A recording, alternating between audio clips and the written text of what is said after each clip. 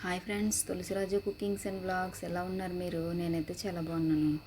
First అయితే rice పెట్టేశాను. Rice ఉడుకుతున్నప్పటికీ లోపల అరటికాయలు కట్ చేసుకుంటాను. ఏంటంటే అరటికాయ ఫ్రై చేద్దాం అనుకుంటున్నాను. టమాటాలు అవి ఏమీ లేవు. ఇంకా మామూలుగా అరటికాయ పోపు పెట్టేస్తాను. పోపు పెట్టేసి అందులోనే రైస్ వేసి కలిపేసి బాక్స్లో పెట్టేస్తాను ఇద్దరికి. ఇంక ఈరోజు సింపుల్గా చేసేస్తున్నాను. ఏంటంటే వర్షం పడుతుంది, కొంచెం చలి చలిగా ఈజీగా ఉంది, ఏం ఇంట్రెస్ట్ లేదు చేయడానికి. ఇంకా అందుకని చెప్పేసి ఇంకేం చేయట్లేదు. సింపుల్గా అరటికాయ ఫ్రై అయితే చేసేస్తున్నాను నా స్టైల్లో.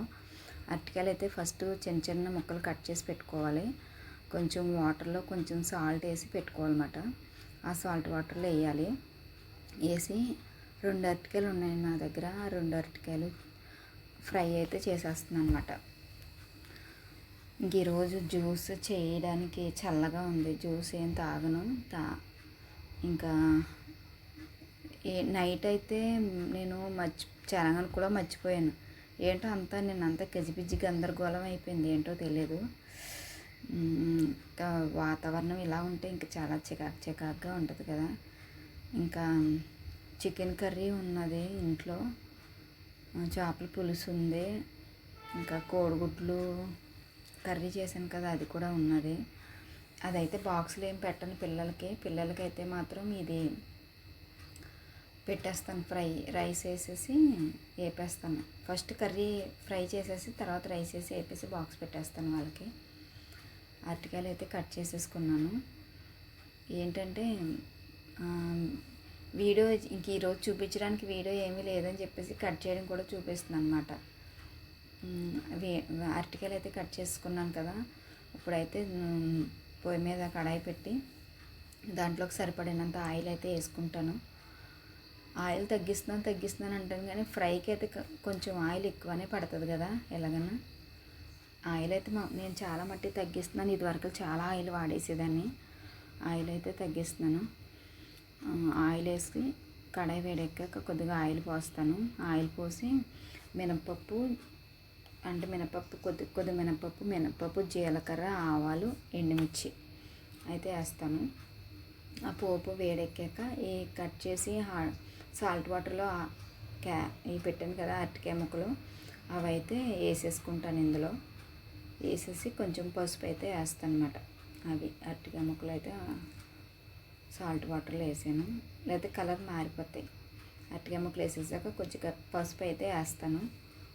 పసుపు వేసేసి కొంచెం మగ్గాక అప్పుడు సాల్ట్ వేసుకుంటాను. ఇంకా ఏమి వేయాలో అప్పుడు వేస్తాను అన్నమాట. ఫస్ట్ అయితే పసుపు అయితే వేస్తున్నాను. అరటికాయలు మగ్గిపోతే వాళ్ళిద్దరికి బాక్స్ పెట్టేస్తాను. అదన్నమాట ఫ్రెండ్స్. నిన్న పెట్టిన వీడియోస్ అన్నీ చూసారా? వీడియోస్ అయితే చివరి వరకు చూడండి. ఇలా ఓపెన్ చేసి ఒక్కసారి ఇలా చూసి ఇలా ఆపేస్తే వ్యూస్ రావు. వీడియో ఓపెన్ చేశానంటే వీడియో పూర్తిగా చూడాలి. అలాగే మీకు ఎలాంటి వీడియోస్ కావాలో కూడా నాకు కామెంట్ చేయండి, నేను అలాంటి వీడియోస్ పెడతాను. అరటికాయలు అయితే మగ్గిపోయినాయి, పసుపు వేసాం కదా, మగ్గిపోయినాయి. ఇప్పుడైతే సాల్ట్ వేసుకుంటాను. ఇందులో కొద్దిగా సాల్ట్ వేస్తాను. అల్లం వెల్లుల్లి పేస్ట్ వేస్తే కొంచెం బాగుంటుంది కదా అని చెప్పేసి కొద్దిగా అల్లం వెల్లుల్లి పేస్ట్ వేస్తున్నాను. అల్లం వెల్లుల్లి పేస్ట్ వేసాక కొంతసేపు మగ్గాక అప్పుడు సాల్ట్ వేసుకోవచ్చు.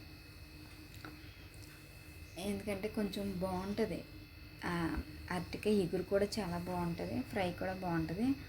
అల్లం వెల్లుల్లి పేస్ట్ వేస్తున్నాను అనమాట, కొంచెం బాగుంటుందని, టేస్టీగా ఉంటుందని కొద్దిగా వేస్తున్నాను. మేము అల్లం వెల్లుల్లి పేస్ట్ పెద్ద ఎక్కువగా వాడం, మేము చాలా తక్కువ వాడతాం. నాన్ వెజ్లో కూడా నేను చాలా తక్కువనే వేస్తాను. సాల్ట్ అయితే వేసేస్తున్నాను. అరటికాయలు మగ్గిపోయి సాల్ట్ అయితే వేసేసాను. సాల్ట్ వేసి కొంచెంసేపు మగ్గాక తర్వాత కొంచెం ధనియాల పొడి, కొంచెం కారం వేసుకుంటే మన అరటికాయ ఫ్రై అయితే అయిపోయినట్టే. చాలా సింపుల్గా అరటికాయలు అయితే బాగా మగ్గిపోయినాయి. కొంచెం ధనియాల పొడి, కొంచెం కారం అయితే వేస్తాను అన్నమాట. అయిపోయింది. ఇది చూడడానికి సింపుల్గానే ఉంది, కానీ టేస్ట్ అయితే మాత్రం చాలా బాగా వచ్చింది. ధనియాల పొడి వేసేసి కొద్దిగా కారం వేసేస్తే అయిపోయినట్టే.